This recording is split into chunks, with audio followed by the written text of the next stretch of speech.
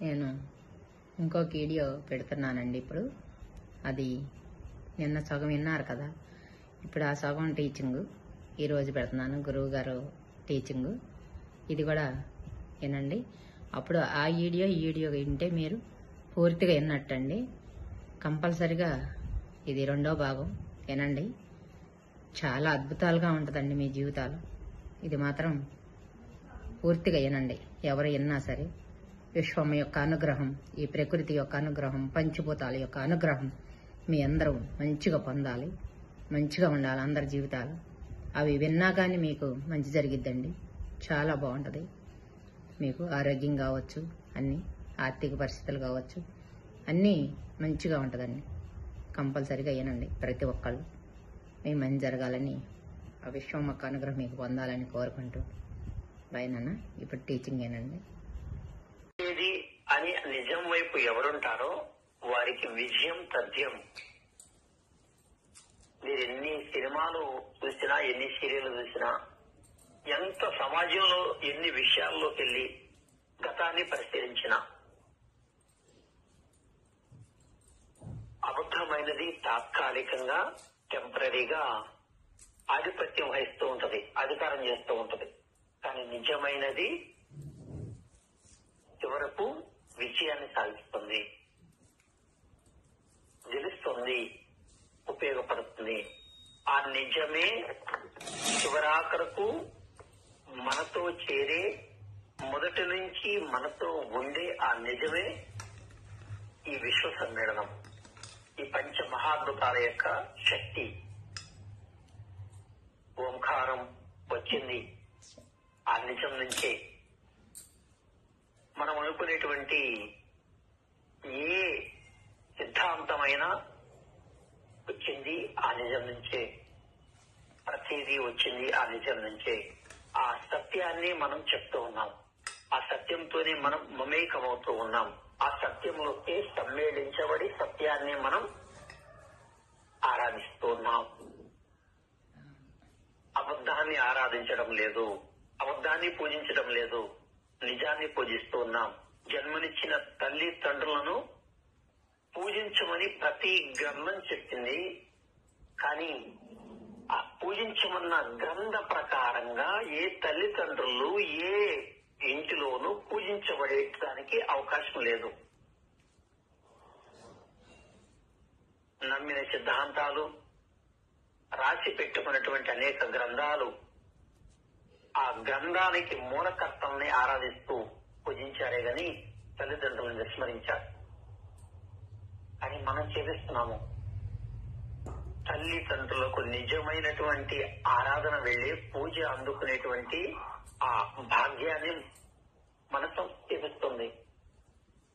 మనిషి తనను తాను మర్చిపోయి అనేక నమ్మకాలు పెట్టుకుని తన ఉనికిని తానే గుర్తించలేక, తన శక్తిని తానే గమనించలేక, తాను కుంటుపడి బలహీనపడి పడిపోయిన స్థితిలో ఉంటే అలాంటి వ్యక్తుల్ని మానసికంగా ఉన్నతంగా మార్చి వారి లోపల ఉన్న చైతన్యాన్ని అభివృద్ధి చేసి దినదినము ప్రతిరోజు వారిని ఉన్నతంగా మారుస్తూ వారిని అహం బ్రహ్మాత్మిగా, నేనే దైవమై ఉన్నాను అనే భావనలోకి, వారి సమస్తానికి, వారి ఆలోచనే ప్రతిదానికి కారణం అనేటువంటి చైతన్యంలోకి తీసుకొచ్చి వారిని ప్రశాంతమైన భూతల స్వర్గ జీవన విధానం అనుభవించేలాగా తయారు చేస్తారు.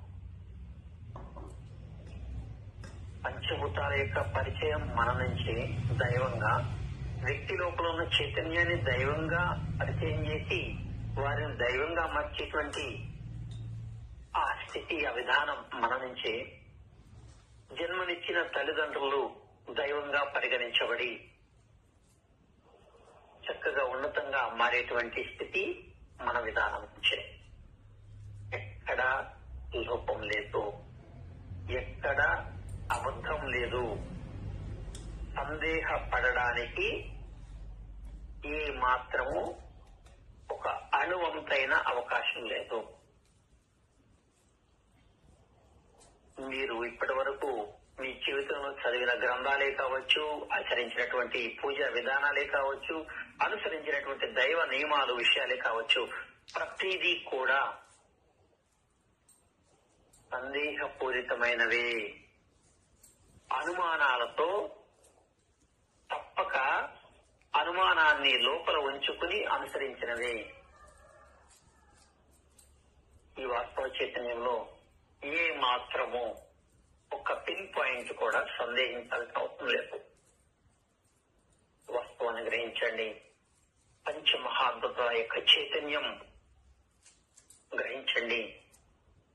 పంచమహాద్భుతాల యొక్క చైతన్యానికి అనుసంధానించబడుతున్నటువంటి ఈ విశ్వ సమ్మేళనం మనమై ఉన్న, మీరై ఉన్న ఆ విశ్వ సమ్మేళనాన్ని గ్రహించండి.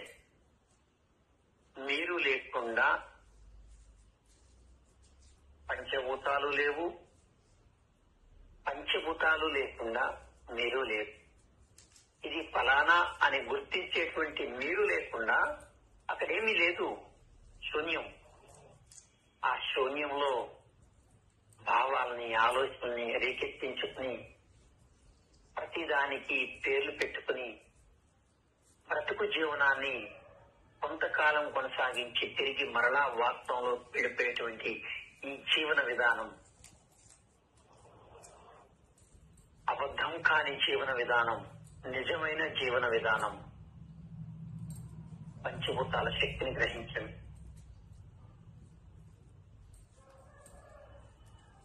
మనది ఆధ్యాత్మిక మార్గం కాదు, మనది భౌతిక మార్గం కాదు,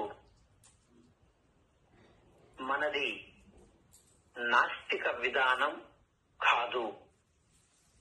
ఆస్తికులం కాదు, నాస్తికులం కాదు, భౌతికవాదులం కాదు.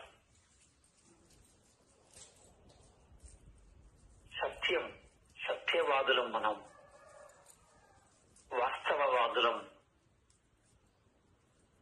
విశ్వ చైతన్యాన్ని గ్రహిస్తూ ఉన్నటువంటి నిజమైన వారసులం మనం.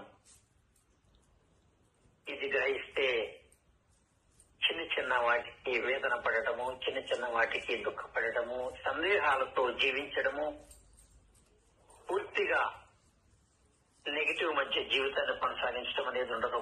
ఒక అద్భుతం. దయచేసి గ్రహించి జ్ఞానంగా నడుచుకోండి. సందేహించే వారికి ఏది లభించదు. అనుమానంతో ప్రారంభించే, సందేహాలతో జీవించే, అనేక రకాల పలు విధాలైనటువంటి